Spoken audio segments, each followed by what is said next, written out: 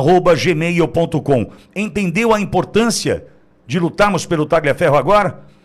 Vamos em frente. Bom, e lembrando também, a gente está fazendo uma campanha desde a última segunda-feira com autorização já concedida na última segunda, para envio de cartas para o presidente Bolsonaro, e eu vi no chat muita gente dizendo que já enviou carta. Que alegria, que alegria. Bom, cartas, mas Pitoli, carta é o que ele pode receber. Como é que eu vou conversar com o presidente Bolsonaro agora? Carta, não tem outro caminho. Não pode usar celular, não pode usar rede social, é a forma escrita que ele tem de receber. Contato com o mundo externo, carta. Está preso o presidente Bolsonaro. A que ponto nós chegamos? Meu Deus. Carta para um ex-presidente da República preso injustamente. Boa. Mas vamos lá. Endereço, para você que está printando tela, para você que está fotografando a tela. Vamos lá.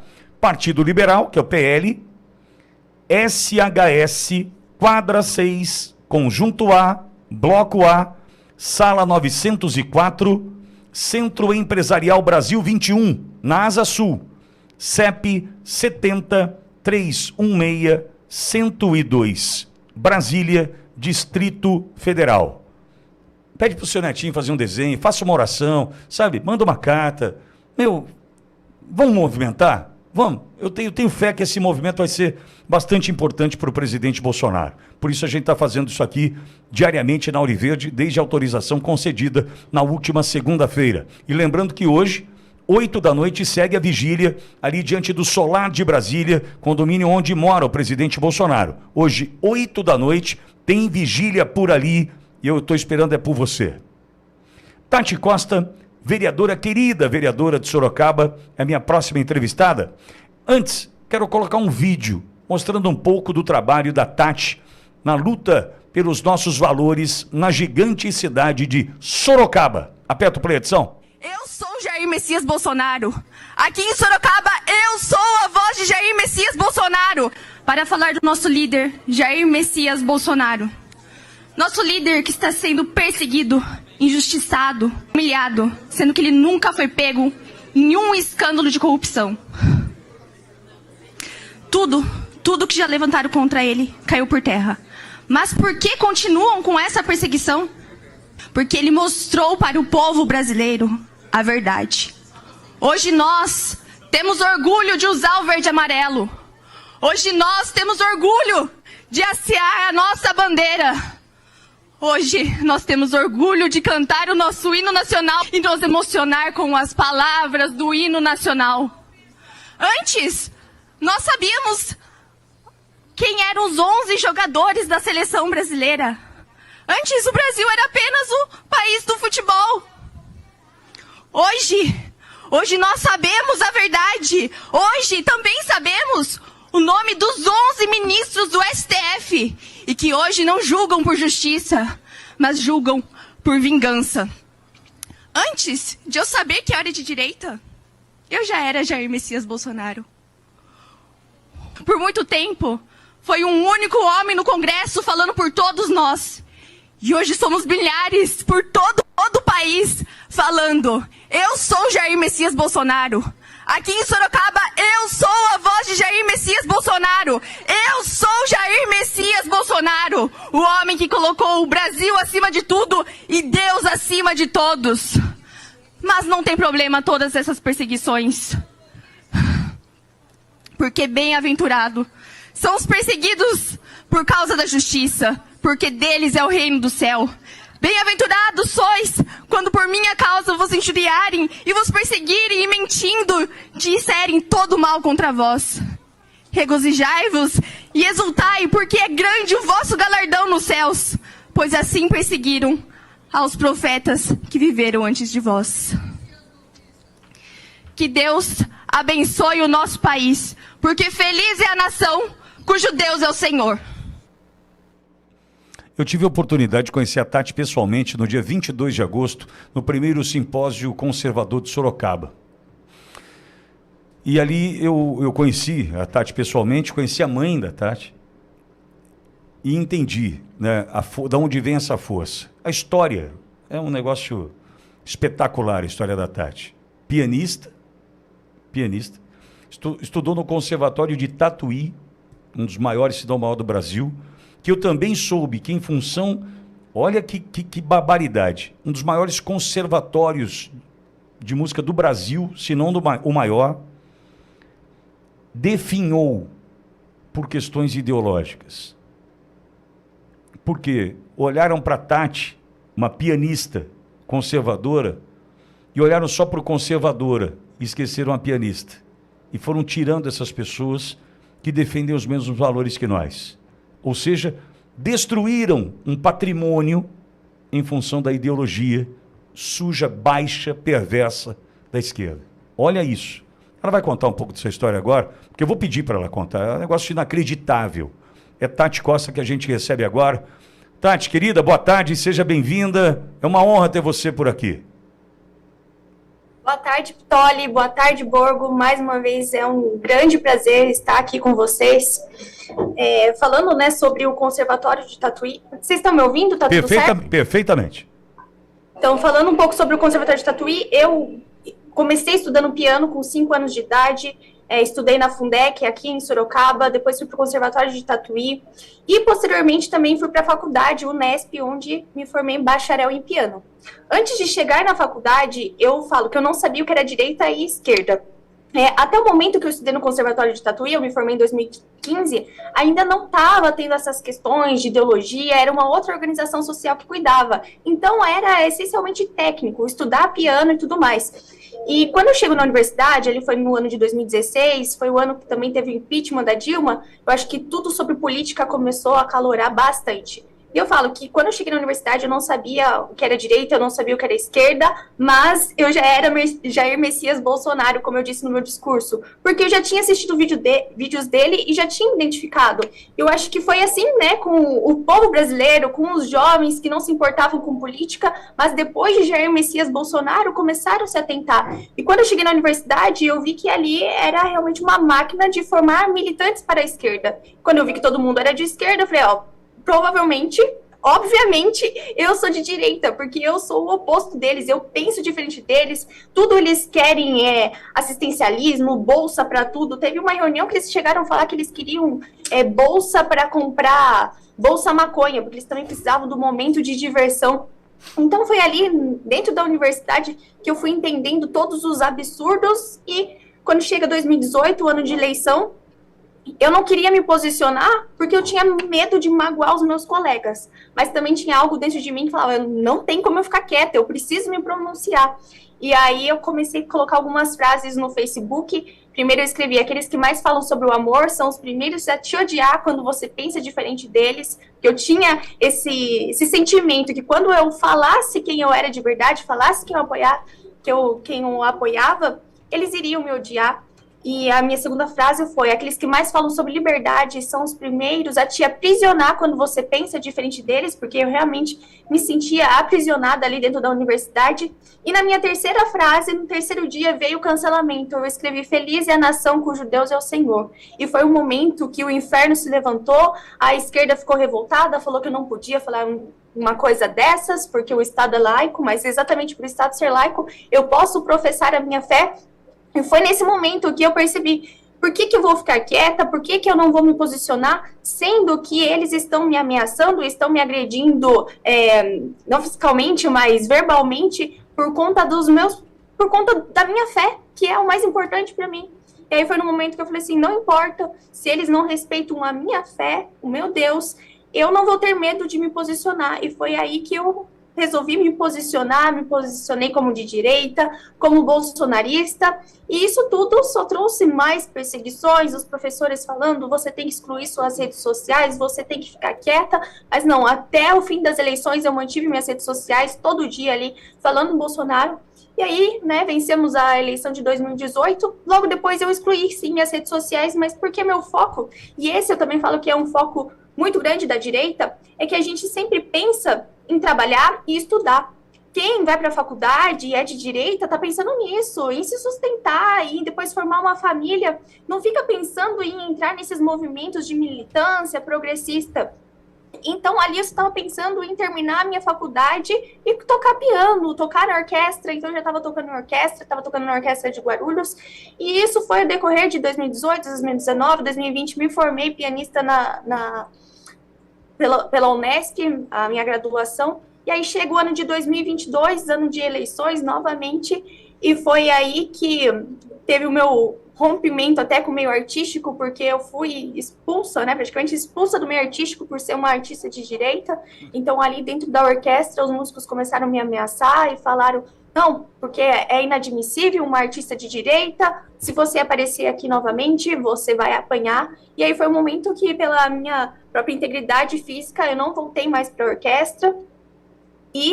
Mas eu também vi que ali era um momento, né? Eu vejo que todo esse momento que eu passei na universidade, hoje eu sei que eu precisava daquilo porque Deus estava me forjando para algo muito maior, né? Porque mesmo estando ali no meio de muitos esquerdistas, eu não me corrompi, eu tive coragem, eu defendi a minha fé, eu sempre me posicionei.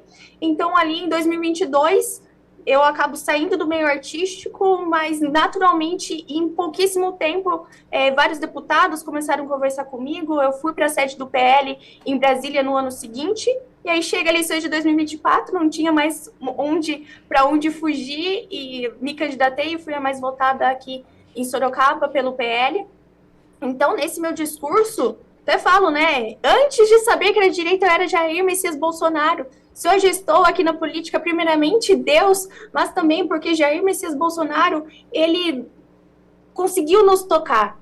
A gente não se preocupava com política, a gente era antes o país do futebol. Hoje nós sabemos a verdade, hoje nós cada dia mais queremos nos inteirar sobre política. Então, tantos jovens e tantas pessoas de direita que a gente tem hoje, graças a Jair Messias Bolsonaro. Entanto que eu falo, antes ele era um único homem no Congresso falando por todos nós, e hoje ele está silenciado. Então, todos nós que também fomos eleitos com o nome dele, temos que falar, somos Jair Messias Bolsonaro. Sim. Hoje tem Jair Messias Bolsonaro nas câmaras de muitas cidades. O povo é Jair Messias Bolsonaro. Então, mesmo ele silenciado, hoje nós somos a voz dele. Ô Tati, eu estou me lembrando da conversa que tivemos ali no Simpósio Conservador de Sorocaba, e me lembro de uma outra história tua, que eu creio que você não vai se incomodar, mesmo porque você contou ali, então eu entendo que todos já sabem, né? Sim.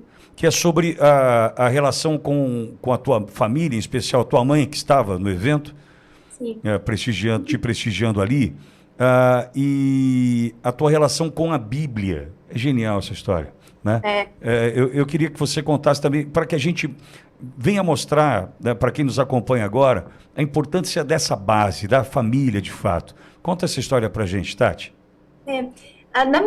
Quando eu estava dentro da universidade, eu acho que eu nunca fiquei com aquela sensação, não, eu preciso fazer parte desse grupo, eu preciso me enturmar com eles, então eu preciso falar a mesma coisa que eles falam. Por quê? Porque eu já tinha isso na minha família. Eu já faço parte de um núcleo que é a minha família, então eu não precisava ser agregada a outros grupos. Então isso foi muito importante, né? A base familiar e a base também cristã. Porque minha mãe, quando eu era criança, antes mesmo de começar a ler, eu aprendi a ler muito cedo, com 5 anos, que minha mãe também me ensinou a ler e escrever. Mas antes de eu aprender a ler e escrever, eu sou da Igreja Congregação Cristã no Brasil, e lá a gente recita na igreja, né, na frente de todo mundo, nas reuniões de jovens. Então, eu queria sempre recitar um capítulo da Bíblia, eu gostava de recitar capítulos inteiros. Então, a minha mãe, ela ia falando, e eu ia repetindo, ia decorando os versos da Bíblia. E hoje eu continuo recitando aqui na Câmara Municipal. Então, a gente sempre também tem a parte de falar um trecho da Bíblia, de ler um trecho da Bíblia, mas eu não leio o trecho da Bíblia, eu recito o trecho da Bíblia, porque minha mãe, desde criança, me incentivou e ia ali sempre me ajudando a decorar os versos da Bíblia. Me conta, quantos anos você tinha, Tati? Eu acho que comecei ali com uns 4 anos. 4 anos. Isso. É assim que a gente nunca mais esquece, né?